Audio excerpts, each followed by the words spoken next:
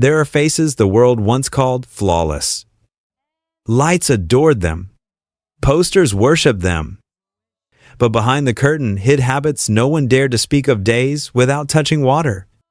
Bodies masked only by cheap perfume, shoes that, once removed, sent the crew running for open windows, makeup left on pillows overnight like a fading mask. For decades, these secrets stayed locked inside dressing rooms until wardrobe assistants, makeup artists, and co-stars began to talk. Slowly, precisely, without embellishment. Today, we revisit 12 names who made Hollywood shine and made the air around them heavy. By the end of this list, you'll understand perfection on screen always comes with a price. And when the last name is revealed, you may find yourself wondering all these years, what have we really been breathing beneath the glamour? Chapter 1. Grace Kelly, the woman who wore perfume instead of water. Hollywood once believed Grace Kelly was the definition of purity. Every time she appeared, the air seemed to glow. But behind the silk gowns and gentle smile lay a secret only those close to her ever knew. She almost never touched water. During the filming of To Catch a Thief in Nice, the scent of Chanel No. 5 followed her everywhere. It wasn't just perfume, it was atmosphere. Crew members soon realized the truth. Grace didn't bathe. Each morning, she wiped her body with alcohol-soaked cotton, then covered herself in perfume from neck to heel. Not only her skin, but her gowns, bed sheets, even curtains carried that same scent. Hotel staff said the smell lingered long after she left, refusing to fade even after several washes. Under the studio lights, heat mixed with her perfume and sweat, filling the set with a thick, sugary fog. People joked they didn't need a smoke machine. Grace Kelly had brought her own. Even after she became Princess of Monaco, the ritual continued. Servants were ordered to air out her rooms daily and steam the fabrics to diffuse the remaining scent. She was always immaculate under the lights, untouched by flaw or fatigue. But to those who had been close, she wasn't a rose, she was the perfume itself. And just as Hollywood was learning to breathe again, another star arrived, not scented with flowers, but with makeup melting under the heat. Chapter 2. Rita Hayworth, the beauty that melted under the lights. In the golden haze of the 1,940 seconds, Rita Hayworth was the face of desire. Her smile could stop time. Her hair shimmered like copper under studio light. But those who worked beside her knew another truth the closer you stood, the heavier the air became. On the set of Gilda in 1946, the carbon lamps burned past 40 degrees. Under that heat, Rita's beauty began to melt. She wore foundation thick as paint, a mix of lead powder, rice starch, and lanolin, the fatty oil of sheep. As the lights blazed, the mixture softened, vaporized, and rose in a faint, sweet haze. Technicians said you could see it shimmer around her face like fog. It wasn't special effects. It was the smell of beauty burning. Rita never believed in washing away her makeup. She thought powder sealed youth in place. After shooting, she would dab her face with a damp cloth, then apply another coat of cream, layer upon layer, day after day. Her skin suffocated beneath its own perfection. Dermatologists treated her every weekend for irritation and oil buildup. Still, she refused to change. The mirror mattered more than the air she breathed. Inside her dressing room, the heat and the scent were constant. Damp towels hung from chairs to keep humidity, trapping the odor of powder and sweat. The air was so thick. One makeup artist said, "You could feel it on your lips." When she left, fans had to run for hours just to clear the room. To the world, Rita Hayworth was fire wrapped in silk. But to those behind the scenes, she was a flame that smoked beautiful, blinding, and hard to breathe around. And just when Hollywood thought the worst was over, television found its own secret, a red-haired queen whose scent came not from perfume, but from chemicals and heat. Chapter 3. Lucille Ball, the scent behind the laughter. On screen, Lucille Ball was America's joy, bright, fiery, unforgettable. But behind the laughter of I Love Lucy, another story lingered in the air. It wasn't her jokes that stayed with people. It was the smell. Her signature red hair, the shade that made her a television icon, came from powerful Clairol dye loaded with ammonia. To keep that color blazing, she dyed it every 2 weeks and almost never washed it. The result was a scalp coated in oil and chemicals. Instead of cleaning it, Lucille would pat it dry with a towel and rub in more hair oil, sealing the mixture in. After a few days under studio lights, her hair turned sticky, heavy with powder and sweat. When she turned her head, the sharp chemical scent could sting the eyes of everyone around her. Her clothes told another story. With back-to-back filming days, there was no time for washing. She often hung her underwear near heat lamps to dry, then wore them again. The warmth released the smell of old fabric and skin, which soaked into the curtains and carpets of her dressing room. By the time CBS renovated the studio in 1957, the stench of dye and damp cloth had seeped so deep that every piece of furniture had to be replaced. To hide it, Lucille sprayed cheap perfume until the air felt thick and artificial. It wasn't a dressing room, a wardrobe assistant recalled. It was a lab of scents that didn't belong together. By the show's 3rd season, the constant exposure to dye burned her scalp, and her hair began to fall out in clumps. Stylists crafted special wigs to hide the damage. While on camera, she smiled as if nothing was wrong. Audiences saw the charm, the sparkle, the flawless red hair. The crew saw the toll it took, the smell of dye, sweat, and desperation beneath the laughter. And when the last joke faded, Hollywood would meet someone far different, a goddess who chose silence, darkness, and a pillow forever marked by makeup. Chapter 4. Greta Garbo, the goddess who refused to wash away her myth. In 1935, anyone who stepped into Greta Garbo's suite at the Beverly Wilshire Hotel said the same thing. The air was heavy enough to make you dizzy. Behind closed doors, the most beautiful woman in cinema lived in silence, shadows, and an unmistakable scent.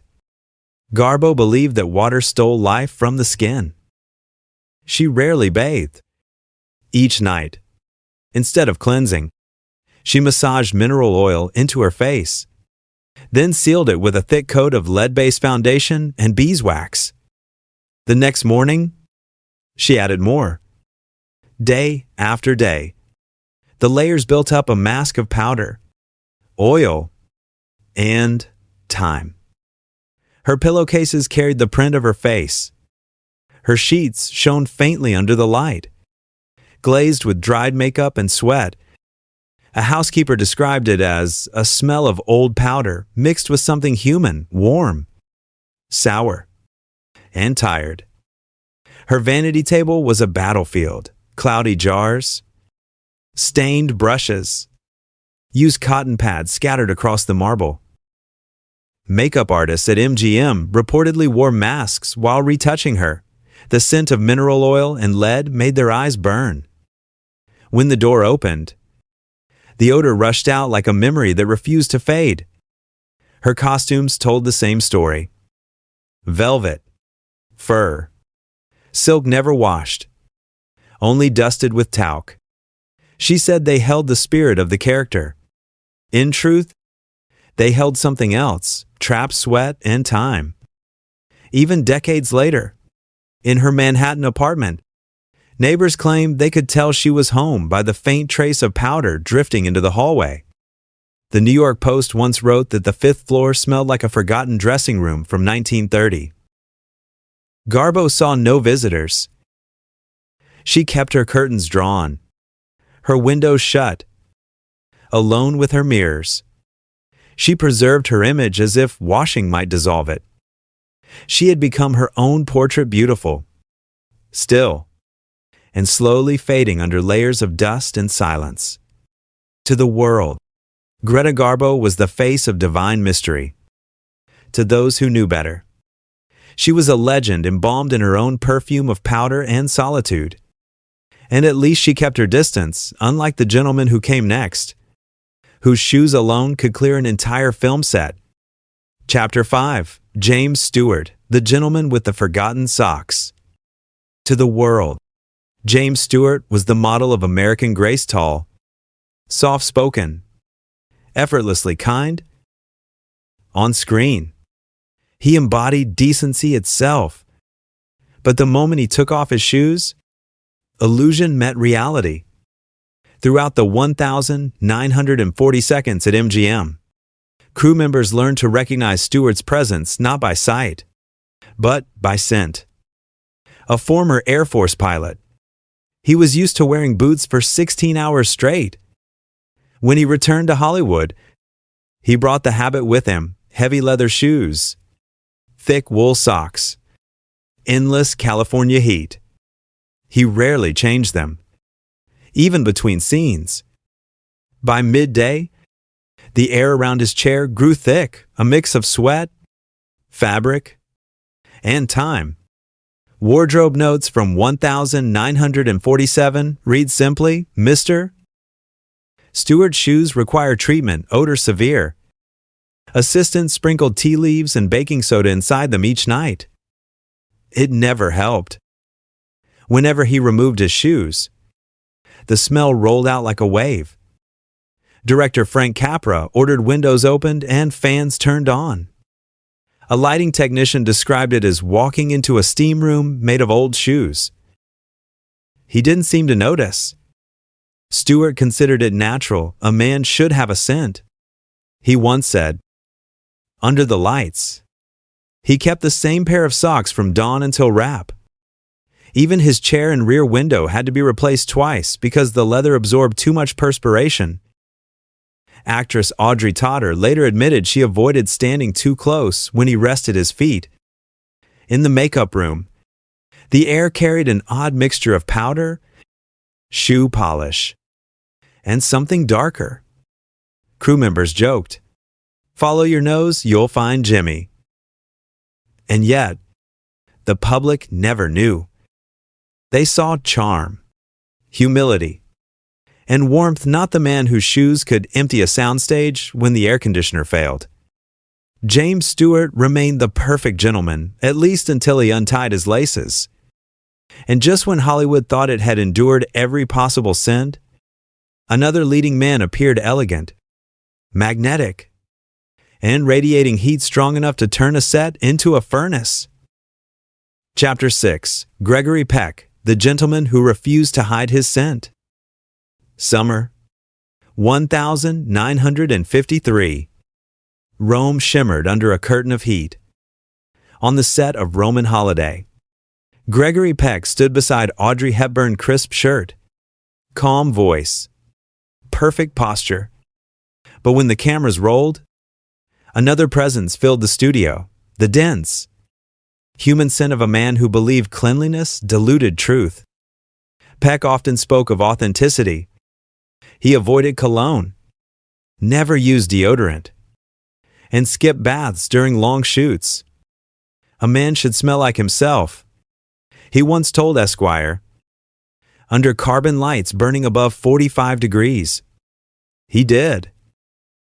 Sweat soaked through his linen, turning the white to amber, seeping into his chair, into the floor. The crew learned to open windows before he arrived. At Cinecittà Studios, his heat became legend. Technicians said you could feel him pass before you saw him. The air shifted, heavy and warm. Shirts hung by the window each night, air-dried and worn again the next morning, layered with yesterday's scent. It became his signature quiet, dignified, and impossible to ignore. At the Hassler Hotel, chambermaids kept special notes. Linens must be sunned for hours, scent difficult to remove. Even Audrey Hepburn, graceful to the end, confided in her diary, "He is the kindest man I've met. I only wish he would bathe every day." When filming ended, a wrap party was held. Peck's seat, deliberately, was placed by the open window. No one mentioned it, but everyone understood. To millions, Gregory Peck embodied restraint and refinement, the face of composure itself. But behind that immaculate image was a man who turned sweat into conviction. And as Hollywood caught its breath, another star was waiting, handsome, magnetic, and carrying a secret that made even a kiss scene feel like survival. Chapter 7. Gary Cooper, the kiss no one wanted. To the public, Gary Cooper was the ultimate man, tall, calm, his voice like aged bourbon. But those who worked beside him knew that description too well. The comparison wasn't poetic. It was literal. He smelled like it. On the set of High Noon in 1952, Grace Kelly was 22 young, luminous, and terrified of one thing, the kiss. What looked tender on screen was, in truth, survival. Cooper spent his days smoking Lucky Strikes and drinking black coffee strong enough to burn. Between takes, he sipped whiskey instead of water. The combination clung to his breath. A sharp blend of tobacco, scorched beans, and stale alcohol that lingered long after he spoke. Sound engineers at Columbia remembered it vividly. When he opened his mouth, one said, the air shifted. The scent rolled through the set, heavy and impossible to ignore. Cooper avoided brushing his teeth altogether. He claimed toothpaste hurt his gums. Instead, he rinsed with whiskey, convinced the alcohol would disinfect better than soap. A housekeeper at the Beverly Hills Hotel recalled his sink stained brown from coffee and his toothbrush dry, stiff, untouched. His breath could bring tears to a scene partner's eyes. Director Fred Zinnemann shot the love scene in seconds, not for rhythm, but mercy. Crew members joked that the lens fog wasn't from the lights, but from Cooper himself. Off camera, the story didn't change. He wore the same shirts for days, believing old fabric carries the soul of a performance. His hotel room reeked of smoke and sweat, so strong that staff left windows open for hours before entering. You smelled him before you saw him. One assistant said, on screen, he was America's gentleman, the hero every man envied and every woman adored. Off screen, a single breath told a different story. And as Hollywood tried to clear the air, another man arrived, one who didn't just smell of sweat or smoke, but turned the very idea of filth into method. Chapter 8. Kirk Douglas, the soldier who refused to wash the war away.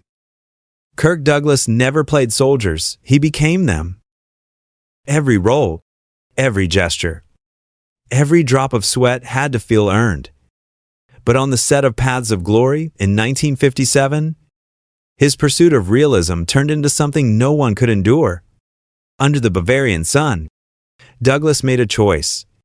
For 3 weeks, he would not bathe, not change clothes, not even touch deodorant. He wanted to smell like the trenches. The heat rose above 30 degrees. His wool uniform trapped everything: sweat, dirt, and time. When it dried, the salt hardened against his skin, forming a crust the crew called Douglas armor. Each day, the air around him grew thicker.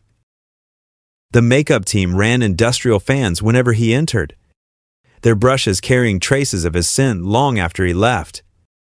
The cinematographer had to reposition the camera, the lens fogged with vapor rising from his uniform. One wardrobe assistant said flatly, "He didn't smell like a man, he smelled like war itself."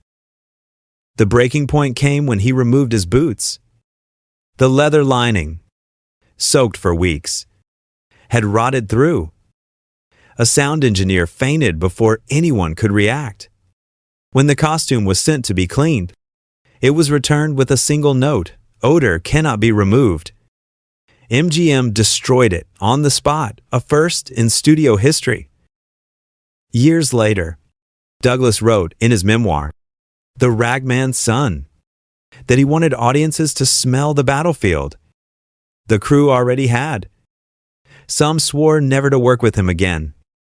One actor summed it up best in his diary: "We didn't need fog machines." Kirk brought his own.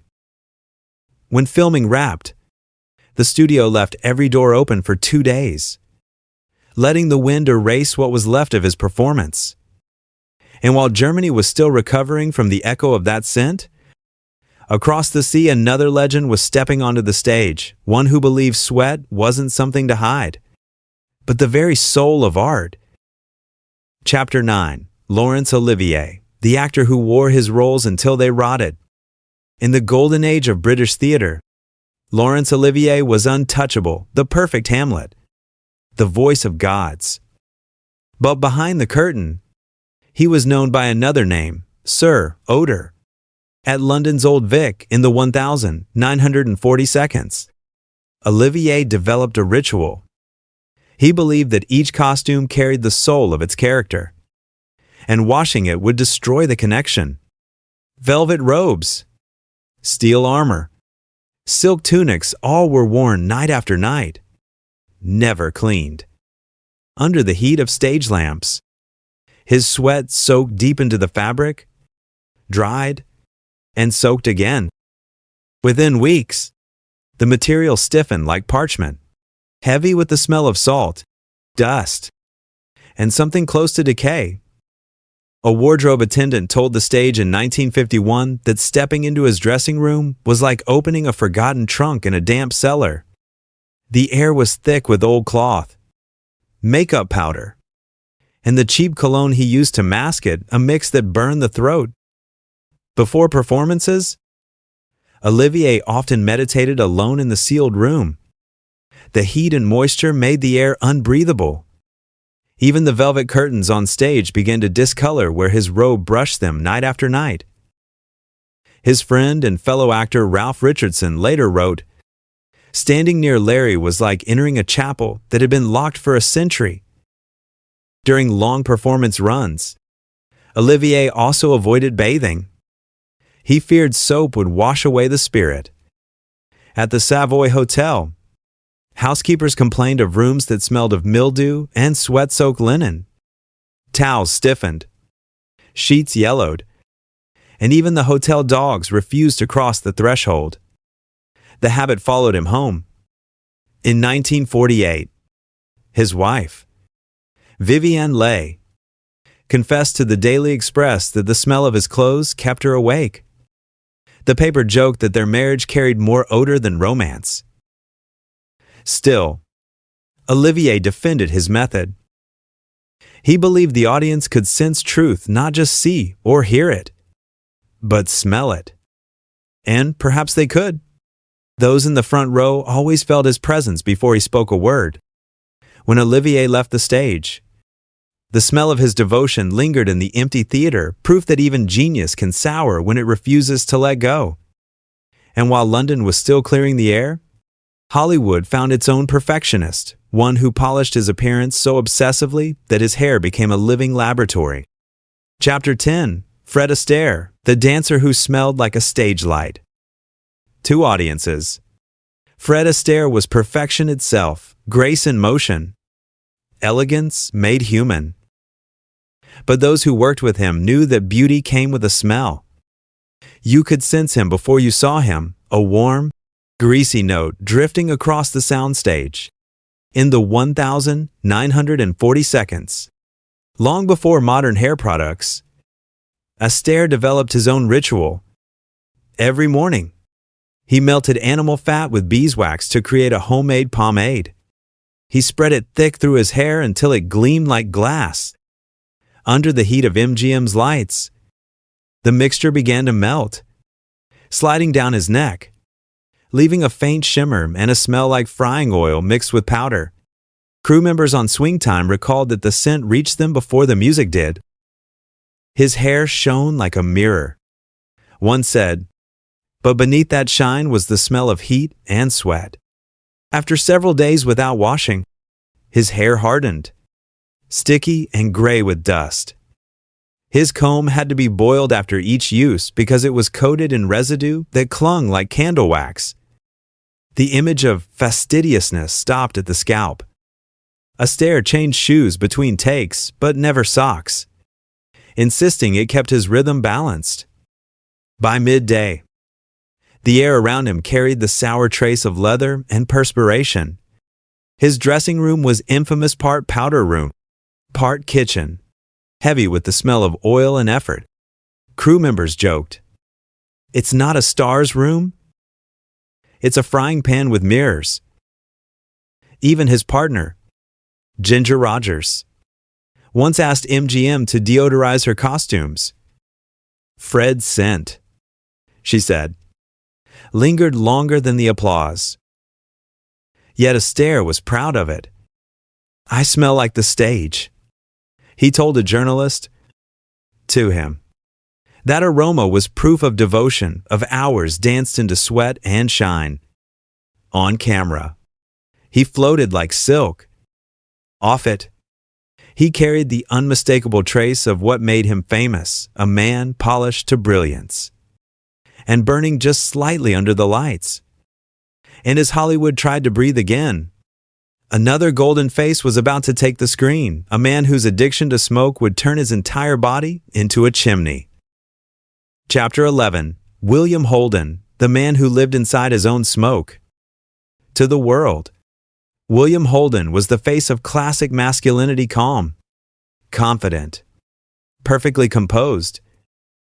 But to those who worked beside him, he was something else entirely, a cloud that never cleared. On the set of Sunset Boulevard in 1950, the air around him was never truly clean. Holden smoked, constantly reading lines, getting his makeup done, even between takes of a kiss. 3 packs a day, sometimes more. The haze followed him from dressing room to studio floor. Technicians remembered moments when the camera fogged not from atmosphere, but from the stream of smoke rising out of his lungs. Director Billy Wilder once stopped filming, shouting, "5 minutes, let the air breathe." But it wasn't the room that held the smoke. It was Holden himself. His skin carried the scent, his hair absorbed it. Years of nicotine left his face shadowed, his fingertips yellowed. Costume staff washed his shirts with industrial detergents, but the smell returned within hours, the ghost of burned tobacco. Offset. It was worse. He rarely showered after filming, preferring to head straight to the bar, then home to sleep in the same clothes. Life magazine once described his Beverly Hills apartment as a cave of smoke and silence. Pillows browned at the edges, curtains clung with ash, carpets scattered with the ghosts of cigarettes long gone cold. Actress Stephanie Powers, his longtime partner, wrote later, "When he held me, I could smell the night before the smoke, the whiskey, the sadness." When friends urged him to quit, he only laughed. "If I stop smoking, I stop breathing." He didn't just inhale tobacco, he lived in it. The mixture of smoke and sweat became his scent, what studio crews called the Holden aroma. One photographer recalled, standing near him felt like walking into a bar that never closed. And still, audiences adored him, the clean hero, the golden man. They never knew that the glow they admired on screen was just the reflection of flame.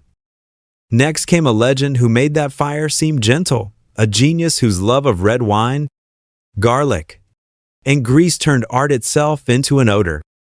Chapter 12. Orson Welles, the genius who smelled of wine and chaos. Orson Welles reshaped cinema with Citizen Kane. But those who met him rarely spoke first of his art, they spoke of his scent. It wasn't perfume, or cologne, or soap. It was indulgence made flesh. He lived like an emperor in exile. Mornings at the St. Regis Hotel in New York began not with silence, but with the thick air of last night's feast red wine, roasted meat, and garlic, plates stacked on the table, napkins stained with grease, and Welles himself seated among the wreckage, shirt open, sweat shining on his brow. The New York Times Magazine once described his home as a wine cellar mixed with a body. During the filming of Touch of Evil 1958, the studio reeked of him. The sound crew had to move their microphones back. His breath of wine overpowered the artificial smoke on set. He rarely bathed, preferring to wipe himself with a towel soaked in cheap cologne. The result was a fusion of alcohol, sweat, and oil that clung to every fabric he touched. His shirts, heavy with residue, crackled when folded. His chair at RKO had to be replaced 3 times in a single year. The smell was permanent. He ate while he worked. Scripts carried fingerprints of grease, crumbs embedded in their margins. During a live BBC radio broadcast in 1955, the host reportedly turned on a fan mid-show. The garlic on Welles' breath was stronger than his voice. After divorcing Rita Hayworth, he retreated into solitude. Friends who visited his Los Angeles home described it as a cellar that forgot the difference between art and decay bottles everywhere. Half-eaten food, rags on the floor. Welles called it creative disorder. Visitors called it unbearable. In his final years, he wore the scent like armor. "I carry the smell of art," he told a journalist. And perhaps he was right. He embodied it: red wine, fat, sweat, and genius fermenting together. Hollywood loved to polish its myths, but Welles reminded it of what hid beneath, that even brilliance sweats, stains, and smells. Behind the light, there are always bodies human, imperfect, unforgettable. And somewhere between those walls of smoke and dust, the dream of Hollywood still lingers, dazzling, fragile, and just a little rancid.